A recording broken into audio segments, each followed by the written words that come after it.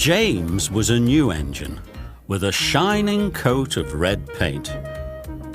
"You're a special mixed traffic engine," the Fat Controller told James. "That means you can pull either coaches or trucks." James felt very proud. Today, he was to help Edward pull coaches. You need to be careful with coaches. They don't like getting bumped. A group of boys came over to admire James. "I really am a splendid engine." And he let out a great whoosh of steam, and a shower of water fell on the Fat Controller. James thought he had better leave quickly before he got into trouble, so he pulled away from the platform. "Slow down," puffed Edward.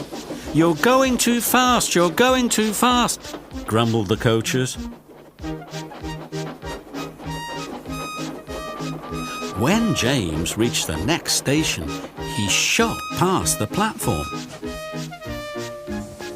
"The Fat Controller won't be pleased when he hears about this," his driver said. James and Edward set off again and started to climb a hill. "It's ever so steep, it's ever so steep," puffed James. At last they got to the top. James was panting so much that he got hiccups and frightened an old lady who dropped all her parcels. "Oh dear, the Fat Controller will be even crosser now," thought James.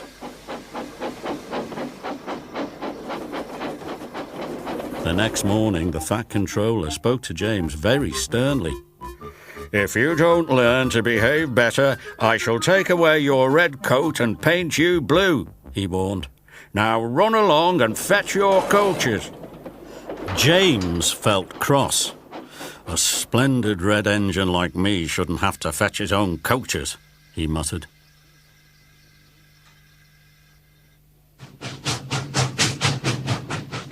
"I'll show them how to pull coaches," he said to himself, and he set off at top speed. The coaches groaned and protested as they bumped along, but James wouldn't slow down. At last, the coaches had had enough. "We're going to stop! We're going to stop!" they cried, and try as he might, James found himself going slower and slower. The driver halted the train and got out. "There's a leak in the pipe," he said. "You were bumping the coaches hard enough to make a leak in anything." The guard made all the passengers get out of the train. "You, sir, please give me your bootlace," he said to one of them. "No, I shan't," said the passenger. "Well then, we shall just have to stop where we are," said the guard. So the man agreed to give his bootlace to the guard.